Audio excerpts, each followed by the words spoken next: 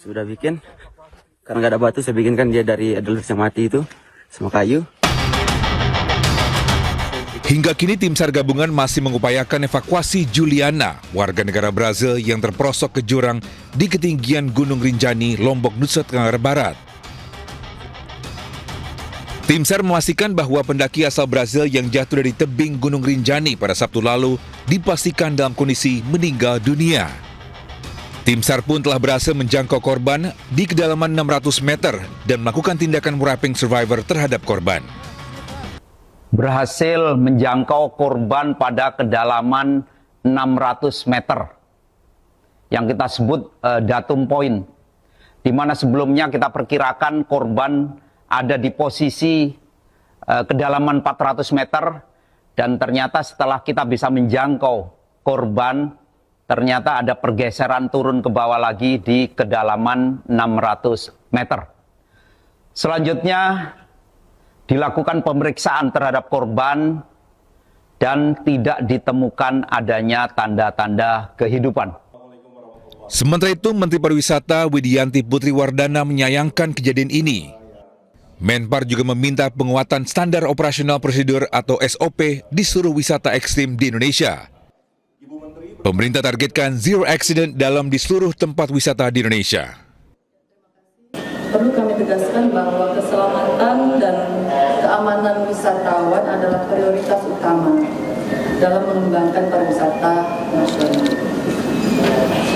Kami telah meminta seluruh instansi terkait untuk memperkuat standar operasional prosedur serta meningkatkan pengawasan terhadap kegiatan wisata berisiko tinggi, khususnya di destinasi ekstrim seperti gunung. Juliana Marins, 26 tahun, terperosok ketika mendaki Gunung Rinjani. Posisi korban terdeteksi melalui pantauan udara drone thermal. Selama 3 hari, petugas sempat kesulitan melakukan evakuasi karena medan yang terjal dan cuaca ekstrim. Dari Lombok Timur, Ramli Naruwang, iNews melaporkan.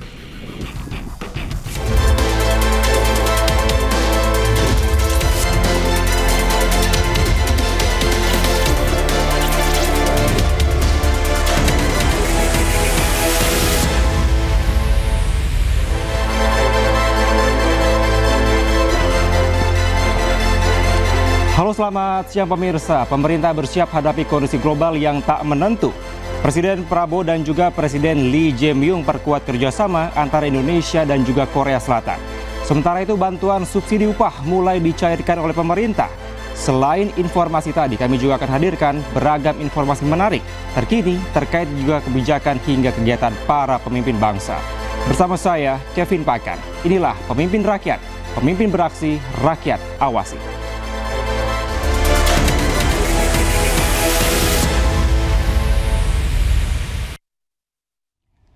Pemirsa, Presiden Prabowo bersiap hadapi kondisi global yang semakin memanas akibat konflik antar negara. Sejumlah menteri dikumpulkan di kediamannya di Hambalang untuk menyusun langkah-langkah strategis amankan Indonesia.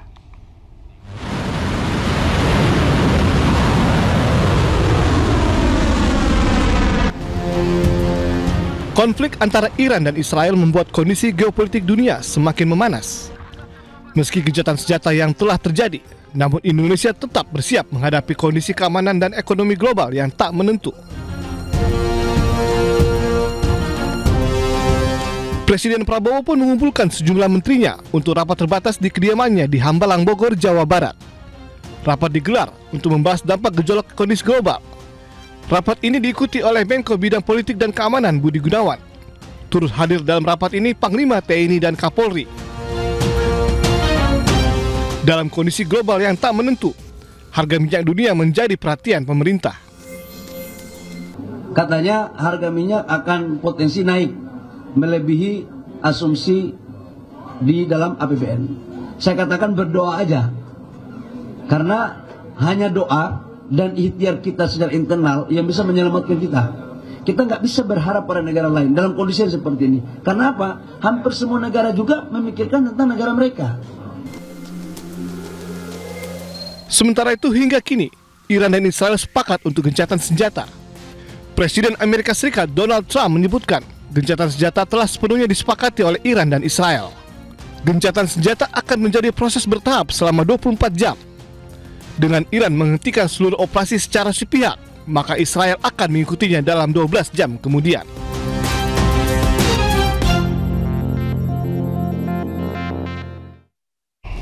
Sementara itu, Panglima TNI Jenderal TNI Agus Subianto terus membenahi internal di tubuh TNI untuk menjawab tantangan geopolitik yang dinamis.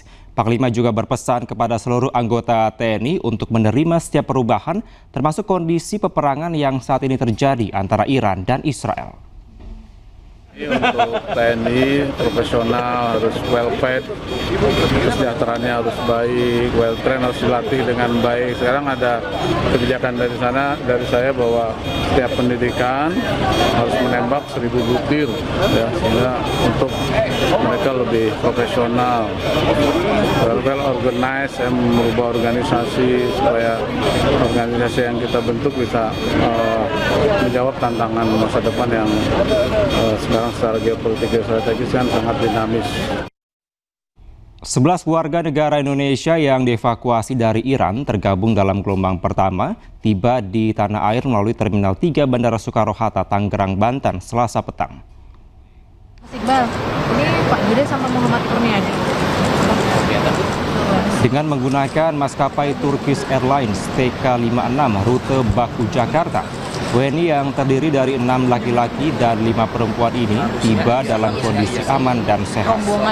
Sementara itu, 11 WNI yang terdiri dari pelajar dan pekerja migran tersebut juga merupakan bagian dari total 386 warga Indonesia terdaftar di KBRI Teheran.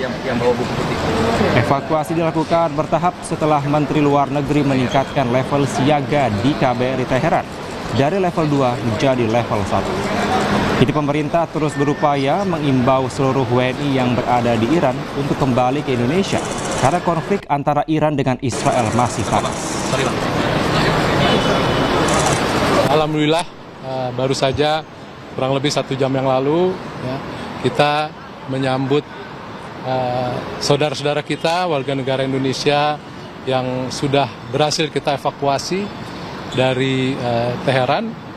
Dan ini tentunya sesuai dengan arahan Bapak Presiden ya, beberapa waktu yang lalu sejak konflik ini terjadi sudah memberikan arahan yang jelas agar pemerintah ya, dalam ini Kementerian Luar Negeri kita sudah melakukan langkah-langkah antisipasif dan persiapan sehingga kita alhamdulillah sejauh ini sudah berhasil mengeluarkan ya, dari Iran kurang lebih 97 ya.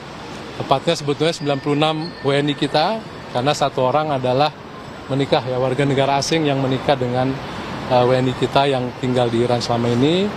Dan 97 sebagaimana sudah pernah disampaikan oleh Bapak Menteri Luar Negeri sebelumnya, mereka sudah kita evakuasi dari Iran ya, dari Teheran dan beberapa kota di sekitarnya menuju ke perbatasan ya, Azerbaijan menuju Baku ya. Untuk kemudian kita lakukan proses evakuasi. Dan alhamdulillah tadi kurang lebih pukul 17.35 ya, dari 97 orang yang sudah kita evakuasi, 11 orang ya, sudah tiba di Jakarta ya. Mereka berasal dari 2 provinsi ya, Provinsi Jawa Timur dan Provinsi Kalimantan Timur ya. Alhamdulillah mereka dalam keadaan sehat meskipun kita tahu perjalanan yang ditempuh oleh saudara-saudara kita sangat panjang ya, sejak tanggal 20 yang lalu mereka sudah kita keluarkan dari Iran. Beberapa hari mereka menunggu di Baku ya, untuk menunggu penjadwalan penerbangan ke Jakarta, ke Indonesia.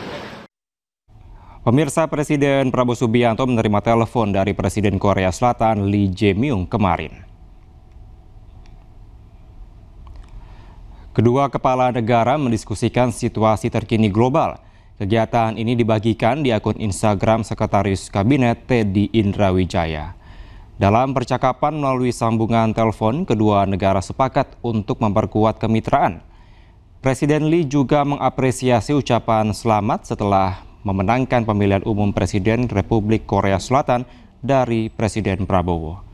Lee juga menyampaikan keinginannya untuk segera berkunjung ke Indonesia.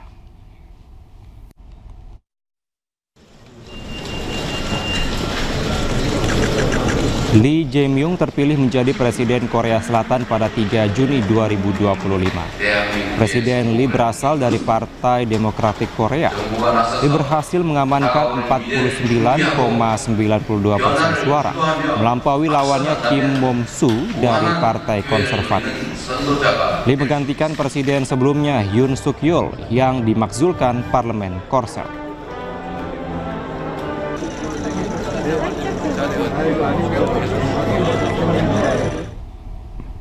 Presiden Prabowo Subianto menandatangani instruksi Presiden atau Inpres percepatan pembangunan Pulau Enggano yang berada di Provinsi Bengkulu. Rakyat Enggano tetap semangat, kita akan terus bantu dan mendorong pembangunan di Enggano. Penandatanganan Inpres disaksikan langsung oleh Wakil Ketua DPR RI Sufmi Dasko, Sekretaris Kabinet Letkol Teddy Indrawijaya dan Mensesnek Prasetyo Hadi. Prabowo berharap Inpres dapat mendorong pembangunan di Pulau Enggano yang terisolasi karena dangkalnya alur pelabuhan Pulau Baai. Saya berharap rakyat Enggano tetap semangat, kita akan terus bantu dan mendorong pembangunan di Enggano. Sekarang ini saya tanda tangan Inpres untuk mempercepat kelancaran pembangunan di Enggano. Bismillahirrahmanirrahim.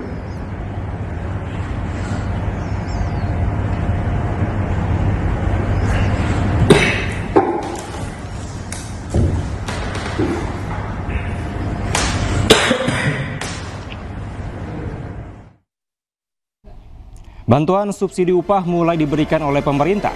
Bagaimana cara mencairkannya? Jangan kemana-mana, tetaplah bersama kami di Pemimpin Rakyat.